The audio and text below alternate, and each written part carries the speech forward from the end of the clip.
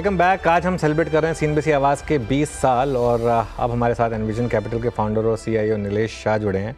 और अगर हम पिछले 20 साल की बात करें तो नीलेश शाह पिछले 20 साल से सीएनबीसी आवाज़ के साथ जुड़े हुए हैं और इस देश ने जो तरक्की की है उसका एक एग्जाम्पल नीलेश खुद हैं, क्योंकि 20 साल पहले आप कोटक में थे नीलेश, है ना? 20 साल पहले आप कोटक में थे और उसके बाद सेल साइड में भी रहे, बाय साइड में भी रहे और आज ये खुद एक एंटरप्रेन्योर हैं और एक सक्सेसफुल एंटरप्रेन्योर हैं स्टॉक मार्केट में। हाँ, 20 साल में भी ये वैसे ही दिखते हैं जो 20 साल पहले दिखते थे, उतना ही फिट हैं। Nilesh, good morning. सबसे पहले तो सीएनबीसी आवाज़ की 20वीं सालगिरह पर जुड़ने के लिए आपका दिल से धन्यवाद। धन्यवाद अनुज, और 20 साल कंप्लीट करने को सीएनबीसी आवाज़ को बहुत बहुत बड़ी शुभकामना है। कॉन्ग्रेचुलेशंस। सीएनबीसी आवाज़ ने काफ़ी मुकाम हासिल किए हैं, अच्छी प्रगति की है और जो इन्वेस्टर अवेयरनेस क्रिएट करने में एक बहुत ही बड़ी भूमिका की है। खास करके जो हिंदी स्पीकिंग बेल्ट है उसमें कई निवेशकों को स्टॉक मार्केट में लाकर उनको इन्फॉर्मेशन देना, उसमें एक बहुत बड़ी भूमिका निभाई है। तो बहुत बहुत कॉन्ग्रेचुलेशंस आपको, आपकी सारी टीम को, और आगे अगले 20 साल के लिए भी good wishes, best of luck. Okay Nilesh, पिछले 20 साल में आपके हिसाब से क्या मेजर चेंजेस रहे हैं? और मतलब 20 साल में वेल्थ क्रिएट हुई है, तो ये ट्रेडिंग अपनी जगह है, ट्रेडिंग में गेंस लॉसेस होते रहते हैं, लेकिन 20 साल में हमने बड़े से बड़े करेक्शन देखे हैं। 30%, 40%, इवन 58% का निफ्टी का हमने फॉल देखा है। और उसके बावजूद अगर आप कंपाउंडेड रिटर्न्स देखें तो करीब 13-14% हमने अगर डिविडेंड को जोड़ लें तो उस हिसाब के रिटर्न्स सिर्फ इंडेक्स ने कमा कर दिए हैं। अच्छे पोर्टफोलियो में तो उससे भी कहीं ज़्यादा। क्या अगले 20 साल ये कंटिन्यू करेगा? अनुज, जो एक इंडिया की मार्केट की जो एक खासियत रही है, और एक यूनाइटेड स्टेट्स को छोड़ के बाकी जितनी भी विश्व में इमर्जिंग मार्केट्स है, बहुत कम मार्केट्स ऐसी है जहाँ पे जीडीपी ग्रोथ अर्निंग्स ग्रोथ में कन्वर्ट हुआ है और earnings growth stock market return में कन्वर्ट हुआ है। आप कोई भी बड़ी मार्केट देख लीजिए, चाहे वो चाइना हो, ब्राज़ील हो, कोई भी बड़ी मार्केट हो, वहाँ पे ये ऐसा नहीं हुआ है। कई देशों के जीडीपी ग्रोथ अच्छे हुए हैं या अर्निंग्स ग्रोथ भी अच्छे हुए हैं, लेकिन स्टॉक मार्केट रिटर्न में वो कन्वर्ट नहीं हुआ है। शायद इंडिया एक बहुत ही स्पेसिफिक, चुनिंदा बड़ी मार्केट है जहाँ पे GDP growth has converted to earnings growth और earnings growth has converted to stock market returns. तो पहला ये जो, अगर आप मुझे पूछेंगे कि पिछले 20 साल में क्या इंडिया की मार्केट ने एक बहुत ही नोटेबल फीचर क्या है, ये एक फीचर है और मेरे हिसाब से ये एक ग्लोबल इन्वेस्टर्स के लिए बहुत ही एक बड़ा अट्रैक्शन है। पहली बात तो ये है। दूसरी बात ये है कि जो रिटेल इन्वेस्टर का पार्टिसिपेशन, ये मार्केट खाली इंस्टीट्यूशनल इन्वेस्टर्स की नहीं रह गई है, रिटेल इन्वेस्टर्स की म्यूचुअल फंड के माध्यम से एक जो पार्टिसिपेशन उभर के आई है, वो एक खास रिमार्केबल डेवलपमेंट पिछले 20 साल में हुई है।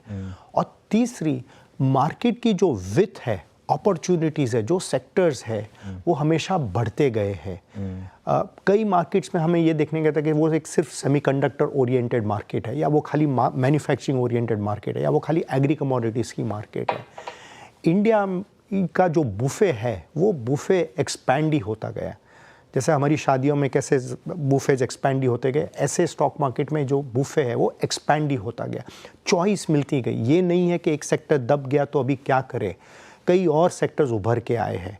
तो मेरे हिसाब से ये पिछले 20 साल में ये जो 3 या 4 जो एक प्रमुख रिमार्केबल डेवलपमेंट्स है, जिससे मैं कह सकता हूँ कि इंडिया एक स्टैंड आउट मार्केट उभर करके आई है पिछले 20 सालों में।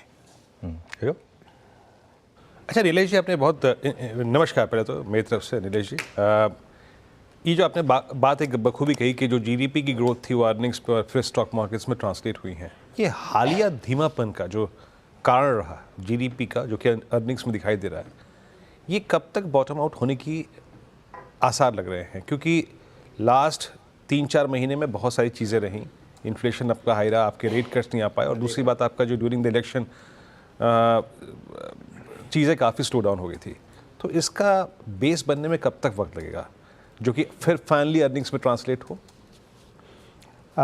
ऐसा लग रहा है, और नमस्कार, और आपको भी बहुत शुभकामनाएं। 20 साल सीएनबीसी आवाज़ ने कंप्लीट किए। हमारा ऐसा मानना है कि ये जो पिछले 6 महीने से तकरीबन मार्केट एक कंसोलिडेशन फेज़ में जा चुकी है, और ख़ास करके पिछले कुछ 1 या 2 हफ्तों से तो एक करेक्शन फेज़ में भी जा चुका है मार्केट। ऐसा लग रहा है कि शायद ये जो क्वार्टर है, जनवरी टू मार्च का जो क्वार्टर है, ये क्वार्टर में ये कंसोलिडेशन फेज़, करेक्शन फेज़ जारी होके ऐसा लग रहा है कि काफ़ी बॉटम आउट होने की काफ़ी अच्छी गुंजाइश है। तो जो कॉर्पोरेट अर्निंग्स में भी जो स्लो डाउन आना होगा वो भी दिसंबर क्वार्टर के साथ आ जाएगा। कई बैंक्सों के जो एसेट क्वालिटी के चैलेंजेस हैं या जो निम्स के उनके चैलेंजेस हैं, ये सारी जो चीज़ें हैं वो काफ़ी बॉटम आउट होने की काफ़ी अच्छी संभावना है। और मार्केट हमेशा या तो 1-2 महीने पहले या 1-2 महीने के बाद के जनरली लीड के साथ ये सब संकेत दे देती है। तो ऐसा लग रहा है, हमारा ऐसा मानना है कि ये जो जनवरी टू मार्च का क्वार्टर है इसमें मार्केट को बॉटम आउट होने में अच्छी एक संभावना है। अच्छा ठीक है, जैसे कि आप कहते हैं कि जनवरी से लेकर मार्च के क्वार्टर में ये बॉटम आउट हो जाएगा, ये बाजार की गिरावट, ये प्राइसेस लैच ऑन यानी क्या ग्रिप करना चाहिए नीलेश जी आपके मुताबिक? एक एक करके अगर मैं स्पेसिस को छेड़ूँ, PSUs में सबसे बड़ा डैमेज हुआ है। Look at Coal India, NTPC, पूरे आपका defence basket, railways. No doubt कि गवर्नमेंट की स्पेंडिंग कम हुई थी, वो आपके कैपेक्स के फिगर्स में विजिबल थी। इस PSU स्पेस को आप कैसे रीड कर रहे हैं? क्या इस प्राइस पे कंसिडर करने लायक है? बिल्कुल ये प्राइस पे कंसिडर करने लायक है।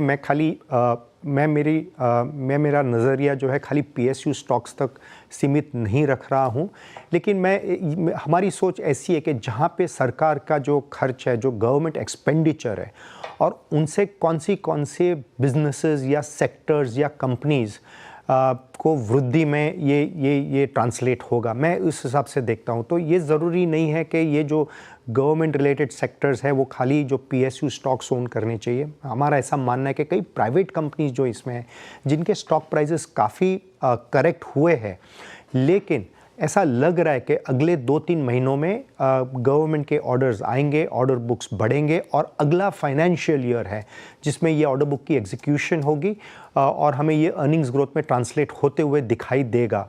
जैसे सेक्टर्स लाइक रेलवेज़ है, डिफेंस है, एरोस्पेस है, रिन्यूएबल एनर्जी है, सोलर पंप्स का जो क्षेत्र है, ये जो सारे क्षेत्र हैं, ऐसा लग रहा है कि यहाँ पे गवर्नमेंट की स्पेंडिंग वापस आएगी, क्योंकि गवर्नमेंट जो है वो एक्सपेंडिचर के नज़रिए से पाइपर है। मतलब उन्होंने लीड पिछले 3-4 साल में ली है और ऐसा लग रहा है कि अगले 3 या 4 साल में उनको कई ऑब्जेक्टिव्स अचीव करने हैं, कई टारगेट्स अचीव करने हैं, कई माइलस्टोन अचीव करने हैं। तो ये हर क्षेत्र जो मैंने कहा, ये हर क्षेत्र के जो काफ़ी इंडिविजुअल एफिशिएंट कंपनीज है, जहाँ स्टॉक प्राइस करेक्शन अच्छे हुए हैं, वेल कैपिटलाइज्ड बैलेंस शीट है, उन्हीं पे ध्यान केंद्रित करना चाहिए। ओके, मीनवाइल एक बार जरा आप बैंक निफ्टी लेकर आइए, इंट्राडे चार्ट बैंक निफ्टी का, और अच्छी खासी रिकवरी अब आपको बैंक निफ्टी में देखने को मिलेगी। इनफैक्ट हम टेक्निकली डे हाई पर आ गए हैं इस समय। देखिए मार्केट में बीच बीच में शॉर्ट कवरिंग मूव्स आएंगे, ये ध्यान रखिएगा। 400 पॉइंट की रिकवरी इंट्राडे लो में आ चुकी है और HDFC बैंक अब उसको लीड कर रहा है, डे हाई पर आया। ध्यान रखिए 200 डे सिंपल मूविंग एवरेज पर है इस समय HDFC बैंक, और ये मेक और ब्रेक जोन है 1642 पर, 1647 का 200 डे मूविंग एवरेज, तो उसके आसपास ही है। इसने लोअर लेवल से रिकवरी को लीड किया। इंडसइंड बैंक ने भी अच्छे मूव्स दिखाए। नरेश, एक ज़माना था जिसमें HDFC बैंक को किसी भी प्राइस पर आप ले लो तो बहुत पैसा बनता था पिछले 4-5 साल में, लेकिन ऐसा क्या बदला है जो इस तरीके के मतलब फॉलन एंजल जिसे हम ऑलमोस्ट अब कहने लग गए हैं? और अगर आप लॉन्ग टर्म इन्वेस्टर हैं तो क्या करें? अगर आप इसको पिछले 20 साल की रैली में अगर आपने पार्टिसिपेट नहीं किया तो क्या अब ये मौका है इसमें पार्टिसिपेट करने का? आप कैसे देखते हैं? जो HDFC बैंक या कोई भी बड़ी बैंक के साथ चैलेंज ये हुआ है कि कंपटीशन पिछले 3-4 साल में काफ़ी बड़ी है। HDFC बैंक के केस में खास करके ऑफ कोर्स मर्जर हुआ है, और वो जो मर्जर रिलेटेड, कंसोलिडेशन रिलेटेड जो चैलेंजेस है वो भी एक कंसर्न रहा है। बट उसके अलावा जो कई छोटी बैंक्स हैं उन्होंने आके काफ़ी एक तरह की कॉम्पिटिटिव थ्रेट उभर करके आई है। कई छोटी बैंक्स ने ये किया है। उसके अलावा जो फिनटेक कंपनीज़ है उन्होंने भी आके कंपटीशन पेश किया है। तो ये चैलेंज आई है HDFC बैंक के साथ और ये बड़ी बैंक्स के साथ। लेकिन ऐसे लग रहा है कि जिस हिसाब से पिछले 4 साल 5 साल का जो अंडर परफॉर्मेंस रहा है HDFC बैंक का या स्टॉक प्राइस करेक्शन, ये लग रहा है कि अभी वो शायद अंडर परफॉर्मेंस का एक फेज़ ख़त्म हो रहा है, और हो सकता है कि अगले 1-1.5 साल में एक ये आउट परफॉर्मेंस भी कर सकता है। लेकिन लॉन्ग टर्म इन्वेस्टर जो है, जो थोड़ी बहुत रिस्क ले सकते हैं, वो बड़ी बैंक्स के अलावा भी कई जो अट्रैक्टिव छोटी बैंक्स है या जो क्रेडिट प्लेज है, NBFCs हैं, फिनटेक्स है, उनके ऊपर भी उनका ध्यान होना चाहिए और वहाँ पे और भी अच्छी ग्रोथ अपॉर्चुनिटीज़ है। लेकिन अगर आप लार्ज कैप इन्वेस्टर हो, इंडेक्स इन्वेस्टर हो, तो HDFC बैंक ये प्राइस पे एक अच्छी इन्वेस्टमेंट अपॉर्चुनिटी भी है। ओके, चलिए नीलेश, बहुत बहुत शुक्रिया आज हमारे साथ जुड़ने के लिए। धन्यवाद। इस दिन पर चलिए, मार्केट में थोड़ी रिकवरी आ रही है, आपके सवाल भी होंगे।